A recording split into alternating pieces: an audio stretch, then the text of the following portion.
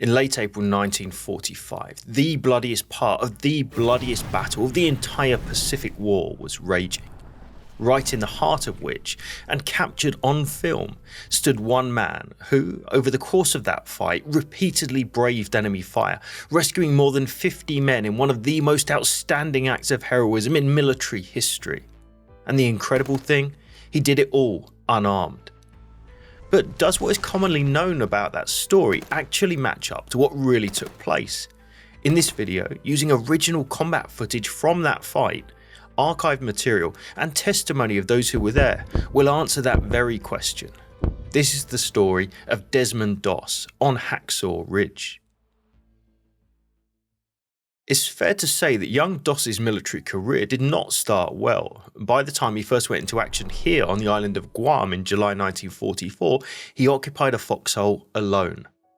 Unpopular, ridiculed at every turn and friendless amongst Company B of the 307th Infantry Regiment, he was a long way from the typical picture of a wartime hero. But why? Desmond, a 25-year-old Virginia native and middle of 3 children to Tom and Bertha Doss, was not like most of his peers.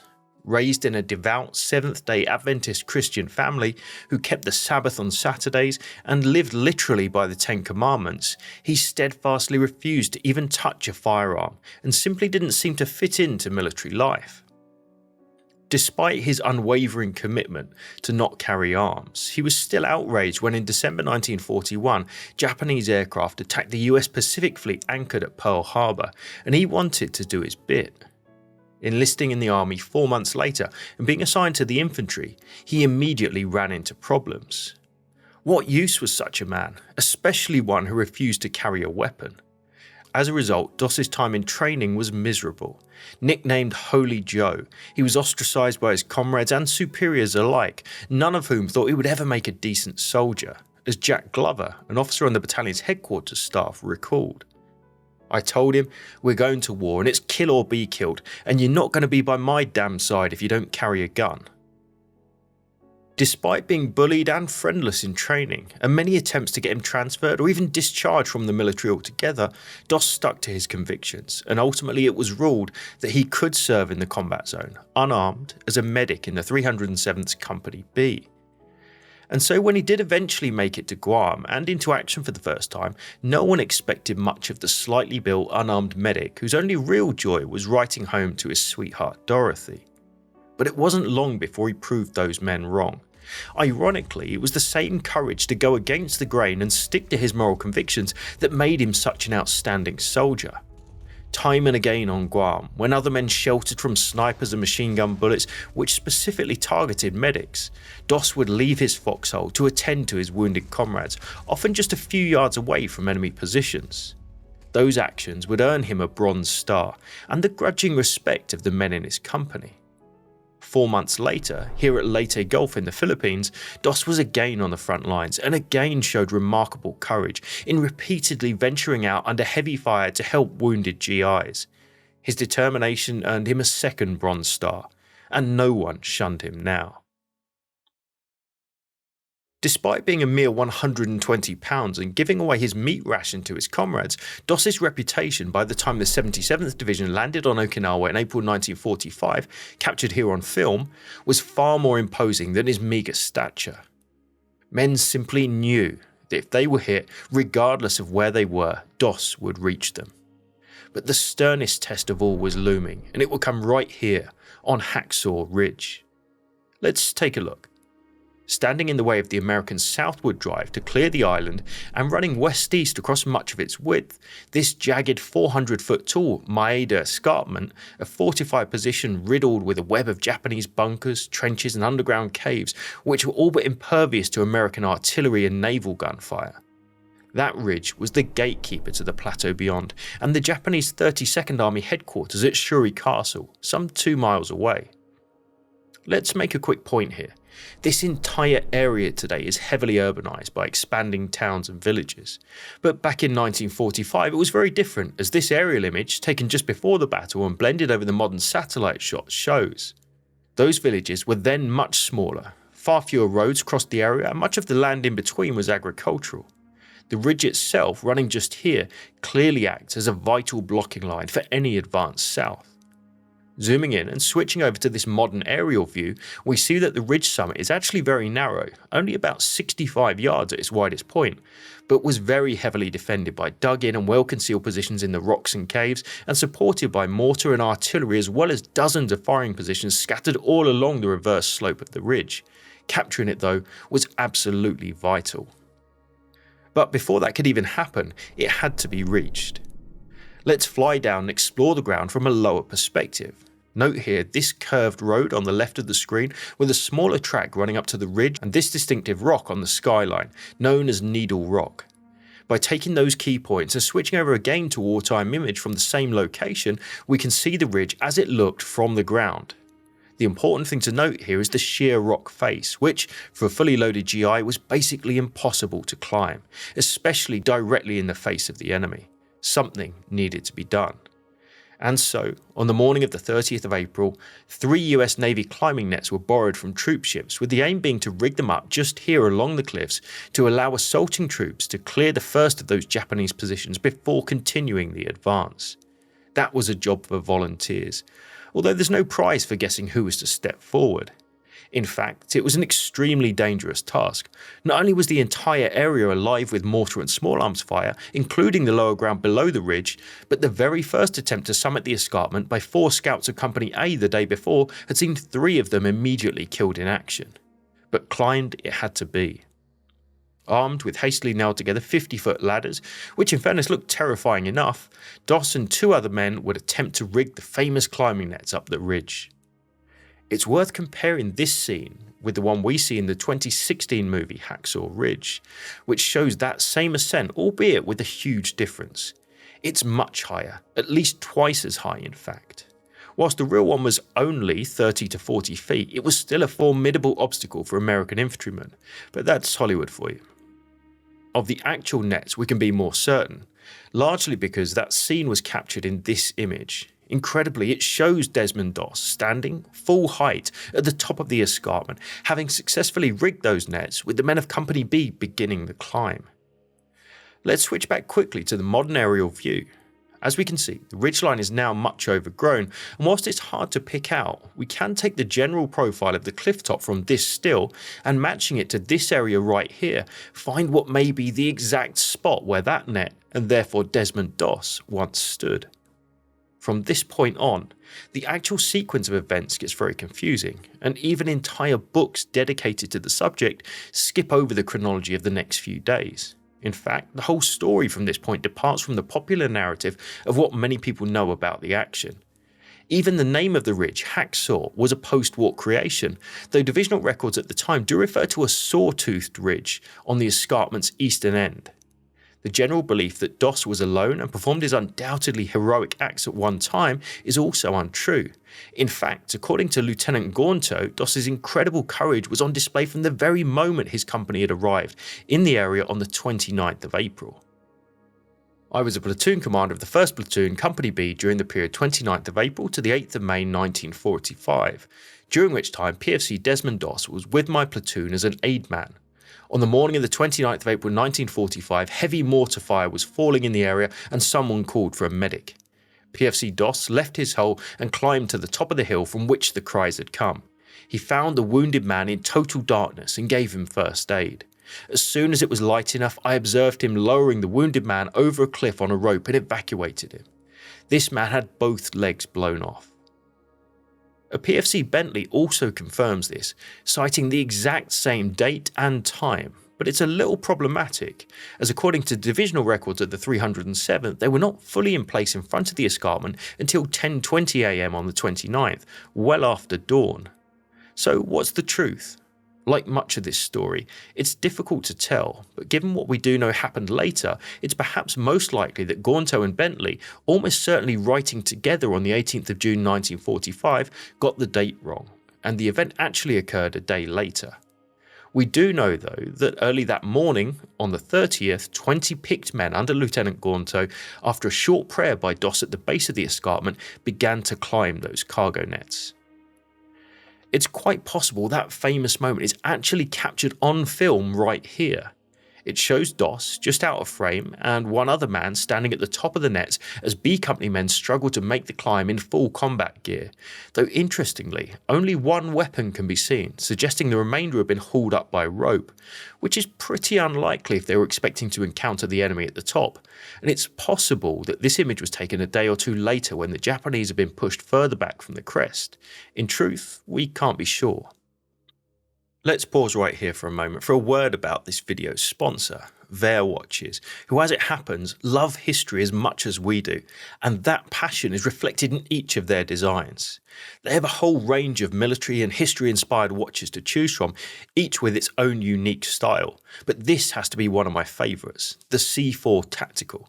Designed to super high spec and inspired by the legendary Benrus Type 1 diver issued to Navy SEALs in the 1970s, it's a perfect blend of style and function.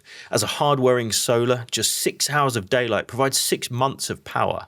It has great nighttime lume, matte finish and anti-reflective surfaces, and it's comfortable, and its Epson VS42 movement makes it extremely accurate too. And of course, fully waterproof up to 200 meters.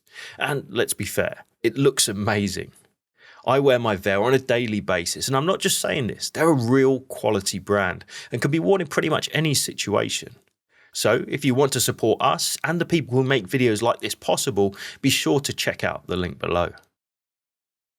The most authoritative and reliable accounts of the action from here on come in the form of the 307th Infantry Regiment's own after-action report, which summarises the brutal fighting for the summit. When the flat top of the escarpment was reached, however, the real hell broke loose. Elements of 1st and 3rd Battalions 307th managed to move a short way across the top and knock out several pillboxes against fierce enemy resistance. The enemy would remain underground at all times until they spotted some of our movements. Then from caves and spider holes they would open up with everything they had to cover every open spot.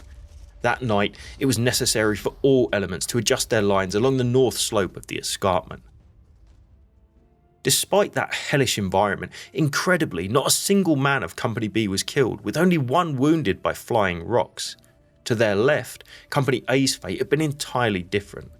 Enfiladed by multiple machine guns, their ranks had been shattered, leaving wounded and dead strewn along the escarpment's summit. With no option but to advance alone, Company B pressed on, employing satchel charges, seen here in this remarkable footage of the same division at the same time, followed by grenades and small arms fire to clear out enemy positions. Flamethrowers were also heavily employed, with this piece of intriguing footage possibly showing that very attack. Let's explore it. Here we see a flamethrower operator approaching a spider hole and pulling the trigger to send a jet of flame into it. He stabs at the trigger several times, but clearly something has gone wrong. In the following frames, another GI runs up behind him and presumably turns on his fuel supply, with the result being a burst of flame firing out, causing the operator to recoil at the surge of heat. A fascinating detail and a lucky escape for the GI, who certainly learned his lesson. Clearing out several more Japanese positions with the same brutal method as before, the platoon secured a small lodgement on top of the escarpment for more troops to begin the climb. The position though was extremely exposed, and the men dug in to wait for the cover of darkness. Nightfall though brought no respite, as the 307th report recalls. During the night, an estimated 900 rounds of artillery fell in the sector of the 307th Infantry. At about 0400, an estimated enemy platoon counterattacked. After severe hand-to-hand fighting, all of the attackers were killed. Again, and we can't be certain, but it was perhaps during this night that the event Gaunter and Bentley earlier described took place, with Doss himself recalling the encounter. He was unconscious and left for dead. I had always stubbornly believed that as long as there is life, there is always hope, and so that's why I wanted to give this man the benefit of the doubt. Dragging the legless soldier back to the cliff edge and attaching the litter to a rope, he lowered the wounded man down to the relative safety below, and in doing so, saved his life. The fight though was just beginning, and on the 1st of May, Company B continued to move from position to position in point-blank combat throughout the day, with those scenes captured on film, clearing out the concealed enemy. All told, 6 pillboxes and 2/3 of the crest were cleared in this manner, with each one being an utterly nerve-wracking experience for those involved. Nightfall, thankfully, saw only 92 rounds of artillery fall in the regimental zone, allowing further reinforcements to arrive, and PFC Doss, as if possessing unlimited energy, continued to bind wounds and remove men to the lower slopes. On the 2nd of May at 10 AM, after a preliminary artillery bombardment also captured here on film, the 307th renewed their assault, pushing south off the ridge crest towards the plateau beyond. The fire they met with was savage, with mortars, machine guns and artillery hammering into the 1st Battalion, who despite an entire day of combat could gain only 100 yards. Again, nightfall was no better, with heavy mortar fire and Japanese infantry counterattacks further taking their toll, leaving one platoon with just one officer and 6 men able to continue the fight. As ever, Doss remained in action, treating wounded not only from his company but neighbouring units throughout the night. The 3rd of May saw more of the same as the 307th began mopping up the top of the escarpment, knocking out the final 2 pillboxes and large fortifications on its summit. By 3:30 PM, 1st Battalion 307th had largely cleared the top of the Maeda escarpment, although the enemy continued to hold the reverse slope in strength. The Japanese, though, desperate to eject the Americans, attacked with a company of men at nightfall, being driven off after an intense fight, leaving 50 more dead. The usual nighttime pattern resumed, with Doss running from shell hole to shell hole, treating the wounded, helping many down from the slope amidst an almost constant rain of mortar fire. And on it went for yet another day, with 458 artillery and mortar rounds striking the ridgetop, which by now was little more than a morass of mud-filled shell craters and shattered rocks. Though this might seem like a relatively straightforward action to understand, it was actually extremely confused, with many men, and possibly Doss included, regularly withdrawing to the lower slopes for a time before rescaling the escarpment to continue the fight. Those suggestions that the 307th were ever fully pushed off the entire ridge, let alone 9 times in 7 days, as has often been claimed, do not stand up to scrutiny. The precise time and date of Doss's most famous action is also hard to establish. Some records say it was the 30th of April when he rescued most men, others that it was the 2nd of May, more again that it occurred on the 4th or even the 5th. The truth is, it was probably all of them. By the 6th day, everyone on the Maeda escarpment was utterly exhausted and surviving in a hellish landscape thickly sown with dead and dying men. Shortly before 2 AM, a massive Japanese counterattack was spotted aiming straight for the ridge. With an entire battalion and supported by at least 6 tanks, they forced their way into the American lines and in places even reclaimed the ridge summit, pushing the GIs onto the lower slopes with heavy losses. With cries of medics springing up all around him, Doss reportedly ran from position to position under artillery and rifle fire, tending perhaps dozens of men throughout the night, carrying or dragging many back to the escarpment and lowering them, either by double bowline or simply by their own uniform collar, to waiting hands below. As he later recalled praying throughout that time, famously repeating, "Lord, help me get one more." To the men who knew him so well by now, no one was surprised. It was Doss. That's just what he did. Somewhat fittingly, one of those Desmond reportedly rescued that night was Captain Glover, the same man who had tried to get rid of him during training. Surviving records suggest that by dawn, dozens of men, each treated by PFC Doss, the sole remaining medic on this part of the ridge, had arrived at the 307th aid post. One more last attempt would be made that night by the Japanese, but it too would be bloodily repulsed before finally regaining their positions. The survivors of Company B and PFC Doss began an advance which would see Hacksaw Ridge captured for good.